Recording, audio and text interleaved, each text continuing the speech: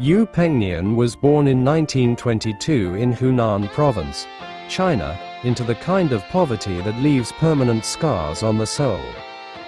His family had nothing. As a young boy, he watched patients die in the streets because ambulances were not available to speed him to hospitals. He made himself a promise that day. If he ever had money, he would buy ambulances for the poor. At 23 years old, Yu found himself in Shanghai, pulling rickshaws through the crowded streets to survive. He hauled passengers across the city for whatever coins they would give him. He sold trinkets on the side. He did whatever it took to eat. Then came 1953. The Communist Party accused Yu of coming from a family of wealthy landlords, a lie that would destroy lives during that era of political persecution. He was arrested and sent to a labor camp in Anhui Province. For 3 years, he worked under brutal conditions, his crime being nothing more than an accusation without evidence. When he was finally released in 1957, Yu was allowed to leave mainland China. He arrived in Hong Kong at age 35 with nothing. No money, no connections, no ability to speak Cantonese or English. He took the only job he could find, cleaning toilets. He worked over 10 hours a day. He slept on the floor. He saved every coin. In the 1960s, Yu moved up to construction work. He followed his boss to Taiwan and learned the property business. He studied how deals were made, how buildings were bought and sold, how fortunes were built from nothing. Then, in 1973, he lost everything again. Yu had invested heavily in the stock market, including risky speculative stocks. The market crashed. His entire savings, years of backbreaking work, vanished overnight. He was over 50 years old, back to zero. Most men would have given up. Peng-Nian saw opportunity. In 1974, he bought a property in Hong Kong's Kowloon Tong neighborhood, the former home of martial arts legend Bruce Lee. Yu converted it into a short-stay hotel where rooms were rented by the hour. It was not glamorous work, but it was profitable. From there, Yu began building his real estate empire. In 1980, he moved to Shenzhen, the booming economic zone on China's southern coast. He built hotels. He acquired properties. By 2000, he opened the Shenzhen Panglan Hotel, a 57-story tower that would become his headquarters and his home. Peng-Nian had become one of the richest people in Guangdong Province. His fortune eventually reached 8.2 billion yuan, approximately 1.2 billion. But he never forgot where he came from. He never forgot pulling rickshaws. He never forgot the labor camp. He never forgot watching people die because they could not afford medical care. And he never forgot the childhood promise about the ambulances. In 2000, Yu underwent cataract surgery to correct his own failing vision. As he researched the condition, he discovered a devastating fact. Approximately 400,000 Chinese people developed cataracts each year, and countless thousands among them, mostly in poor rural areas, could not afford the simple surgery that would restore their sight. They were going blind, permanently, for lack of a few $100s. Yu decided to do something about it. He established the Peng-Nian Foundation and began funding cataract surgeries across China. Not dozens. Not hundreds. By 2010, his foundation had paid for over 150,000 cataract removal operations, restoring sight to people who would otherwise have spent their remaining years in darkness. But he was just getting started. The foundation expanded into education, establishing Project Hope schools in the impoverished western rural regions of China where children had little access to learning. Yu set up scholarships at 20 universities across the country. After the devastating 2008 Sichuan earthquake killed nearly 70,000 people, his foundation poured money into reconstruction efforts. And through it all, Peng-Nian lived with remarkable modesty for a billionaire. He resided at the Peng-Nian Hotel, the building he had constructed. He ate most of his meals at the hotel buffet, sitting beneath a large smiling portrait of himself, one of his few eccentricities. At 88 years old, he still dyed his hair jet black and favored white Mao suits with matching white shoes. He kept his desk in the middle of the office floor rather than in a private corner.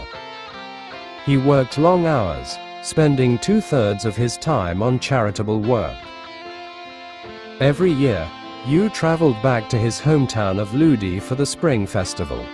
He would walk through the streets personally handing out red envelopes filled with cash to the poor and elderly. One year, he asked local government officials to help him distribute the money. He later discovered the corrupt bureaucrats had pocketed much of the cash meant for the poor. After that, Yu insisted on direct distribution, money going straight from his hands to the recipients, with no intermediaries. Then came April 2010. At a press conference that shocked the Chinese business world, 88-year-old Peng-Nian announced that he was donating his remaining fortune, 3.2 billion yuan, approximately 470 million, to his foundation. This was not a pledge to give after death. This was everything he had left. Given away. Now, this will be my last donation, he told reporters. I have nothing more to give away. Combined with his previous giving, Yu had now donated his entire lifetime fortune of 1.2 billion to charity. He became the first person from mainland China to give away more than $1 billion. He designated HSBC as the foundation's trustee and gave explicit instructions. The funds could never be inherited, sold, or invested for private gain.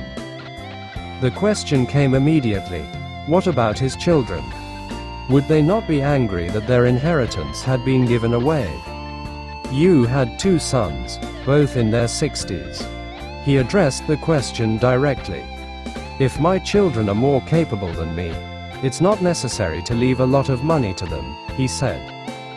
If they are incompetent, a lot of money will only be harmful to them. He explained that leaving wealth to the next generation risked corrupting them. He had made sure his children had comfortable upbringings and good educations. Beyond that, they would have to make their own way in the world, just as he had. His grandson Dennis Pang admitted he had initially been confused by his grandfather's decision. Then he took a job as Yu's personal assistant and saw firsthand the impact the foundation was having. The blind who could see again, the children who could attend school, the families lifted from desperate poverty. Before I came here, I was a little confused, Dennis said. But now when I see the people that he helps, I understand that it's special. Peng-Nian was named China's top philanthropist on the Hurun charity list for 5 consecutive years. In 2007, Time magazine included him on their list of the world's top philanthropists. The Chinese press called him China's Carnegie for his relentless giving. When interviewers compared him to Bill Gates and Warren Buffett, Yu pointed out one key difference. Those men had pledged to give away their fortunes eventually. He had already given away everything. I don't care what others think, he said. It makes me happy to give my money away. I used to be poor.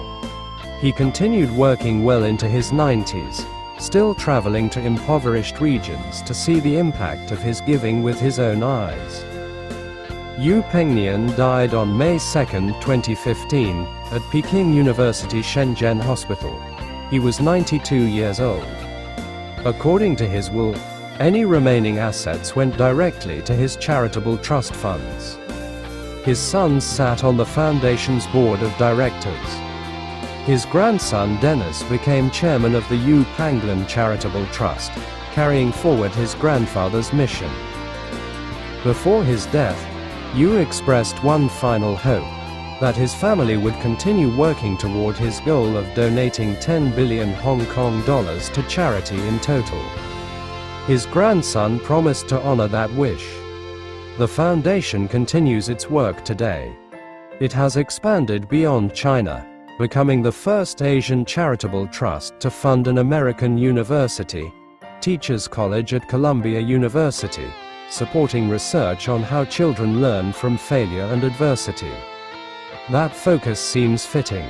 No one understood failure and adversity better than Yu Peng-Nian. He had been a rickshaw puller, a toilet cleaner, a construction worker, a labor camp prisoner, a man who lost everything in the stock market at age 50.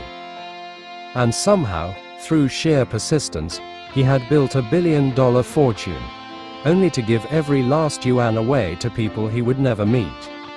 "I like to support the poor," he explained simply, "because I used to be poor and I understand the misery of poor people." He spent his final years in the same hotel where he had built his empire, eating at the same buffet, working the same long hours. But now his work was not about making money. It was about giving it away, to blind patients who could suddenly see their grandchildren's faces, to rural students who could suddenly imagine a future beyond the fields, to families who could suddenly breathe without the crushing weight of poverty. Yu Peng-Nian proved that a fortune is not measured by what you keep, but by what you give away. He died with nothing in his accounts and everything that mattered in the world.